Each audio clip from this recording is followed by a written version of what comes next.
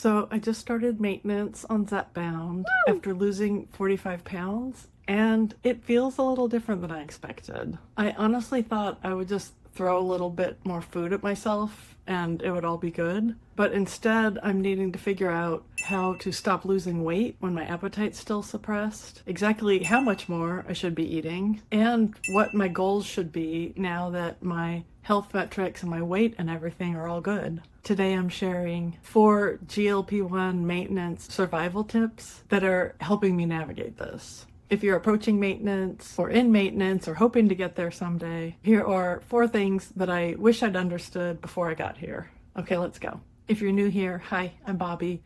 I have been on a GLP-1 health journey after menopause for about 18 months. Real quick, I'm not a medical doctor, and although I am a therapist, I'm not your therapist. So none of this is medical advice or mental health advice. I'm just talking about my experiences and what has been helpful for me. 18 months ago, I weighed 210.1 pounds, and I'm 5'9". And nothing that I was doing since menopause was helping me to lose weight. In fact, no matter what I tried, my weight kept creeping up. So 18 months ago, I started a GLP-1, and that was what helped me to slowly and steadily lose these 45 pounds so that I'm now in a healthy weight range. I'm currently on 10 milligrams of Zepbound, and I started maintenance a couple weeks ago, but I had a vacation right away, which is just how the timing worked out. But it was a little weird because I feel like maintenance is brand new. Since vacation, I wasn't tracking or anything. I was on vacation. Okay, my first survival tip. Know your maintenance weight range. I don't know mine yet. I stopped losing weight at 165, called it maintenance, but I know it's not one number. Our weight naturally fluctuates from day to day given water, salt, hormones, glycogen, our digestion. During the weight loss phase even, the scale kind of like goes up and down. And so it's still true now. The scale goes up and down. That stable maintenance place, I know it won't be one weight. It's going to be a range. And for me, the top is 165, and I don't know what the bottom is yet, but I need to figure it out because I weighed myself this morning a couple days after getting back from vacation, and I lost 2 pounds on vacation, which is fine because I'm at the top of my weight range. But my initial thought was, oh my God, I'm not in maintenance. I'm losing weight, which is kind of true, but also just kind of fine. So I'm in my maintenance range, and I'm going to weigh myself regularly, probably once or twice a week, and not panic about little fluctuations. And I'm going to decide ahead of time what will trigger some kind of action rather than just reacting emotionally like, oh my God, I lost 2 pounds on vacation. I didn't react to that. I just sort of let the feeling come and go. But there is a point, right, where I'm going to want to stop losing weight. I don't know where it is. And I want to figure out how to stop losing weight before I get there. So I'm thinking of maintenance as just staying in one range of weight loss and not just staying at the exact same weight. If you're enjoying this, please feel free to like and subscribe and share this with someone you think might like it. It really helps the YouTube algorithm show it to people who might like this kind of content when it gets liked and shared. I also always love talking to people in the comments, so feel free to comment. I have an email newsletter that I send out every 2 weeks with behind the scenes stuff and things that didn't make it into the episodes. I will put a link in the description box below if you want to sign up for my email newsletter. When you do sign up, you get my protein smoothie recipe in the first email, and I won't flood your inbox. You'll hear from me about every 2 weeks. Thanks. So the second survival tip for GLP-1 maintenance, and you might have picked up on this, you need to learn how to stop losing weight on a GLP-1 for maintenance on a GLP-1. My appetite is still suppressed. I'm not going off the GLP-1 because the absence of food noise is just such a blessing to the whole rest of my life. Not just eating, but it just freed up so much mental energy. So I'm not going to go off the GLP-1, but my appetite is still suppressed. And if I just keep eating the way I was eating before, I might lose weight beyond where I want to be. This is a unique challenge to GLP-1s, right? We usually don't have to figure out how to stop losing weight. So what I'm doing about this is I'm intentionally increasing my calories, and this is a work in progress. If you saw last week's video, I did a what I eat in a day in maintenance, and when I added it all up, the calories kind of looked like I was still in weight loss mode. So I have not figured this out yet. I am going to track a lot more until I get this nailed down. Early in my GLP-1 journey in the weight loss phase, I tracked a lot. I think I tracked really religiously for I don't know how many weeks. And then once I was in this routine, I could kind of lay off the tracking and live my life and check in with tracking every once in a while to kind of calibrate and make sure that I was eating enough and getting enough protein and stuff. And sometimes I was a little bit off and I could adjust it. So I think the same thing will happen, that I'll need to track regularly in maintenance until I've got it down and I'm like, oh yeah, I know what I'm doing now. And then I can sort of ease off and just check in every once in a while, like do a little audit. I'm not sure why I thought it would be as simple as, oh, I'll just eat a couple hundred extra calories a day, easy. It turns out maintenance is a skill and I have to figure it out. It's kind of like building a plane while you're flying it.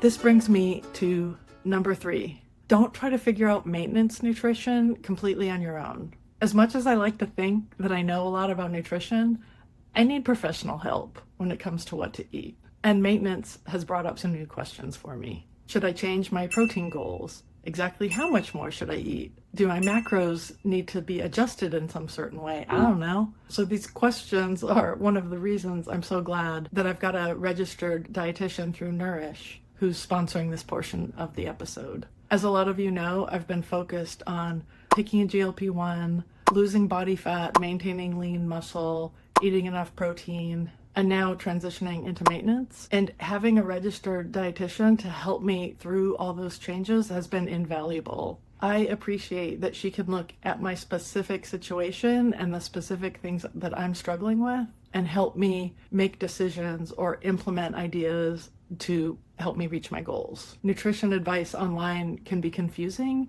and it's general, right? It's not tailored to your specific needs. For example, I'm tall, I'm 5'9", I'm fairly active, and my caloric needs while I was losing weight are high enough that I think they're probably a lot of people's maintenance needs. I was eating 1,500 to 1,800 calories a day to lose weight, and now I'm gonna have to eat more than that.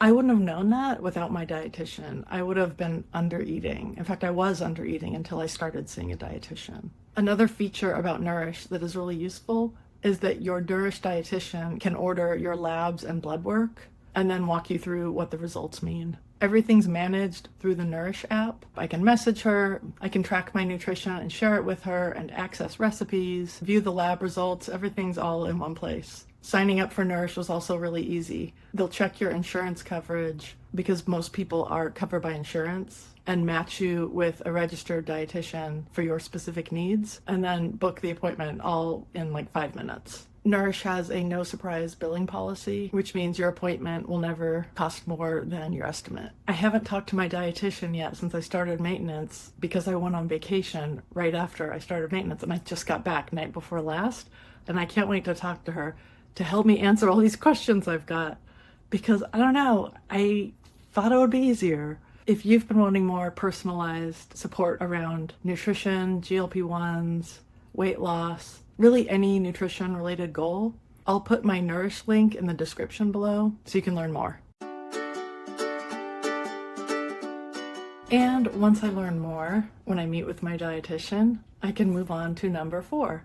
Replace weight loss goals with maintenance goals. During the weight loss phase for me, it wasn't about getting to a specific goal weight. It was to lose body fat, maintain as much lean mass as possible, and get my health markers into a healthy range.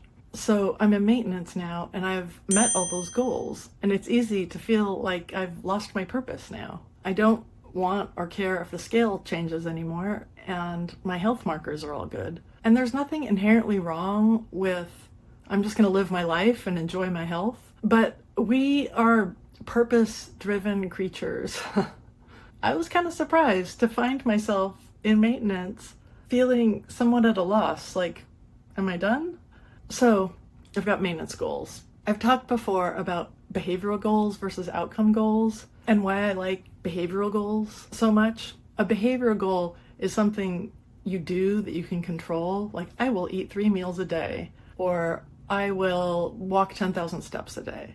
You do the thing and you've met your goal.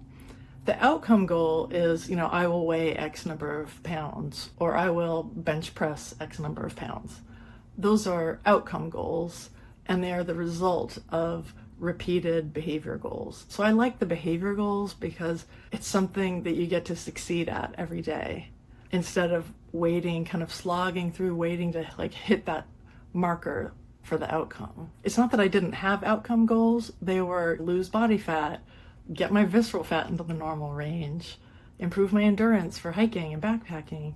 Those are all outcomes that have happened. But if I had just focused on those goals, they took so long to get there, it would have been really kind of disheartening. So instead, I just focused on, I will do X number of hikes this week or whatever. And eventually I got to that outcome goal.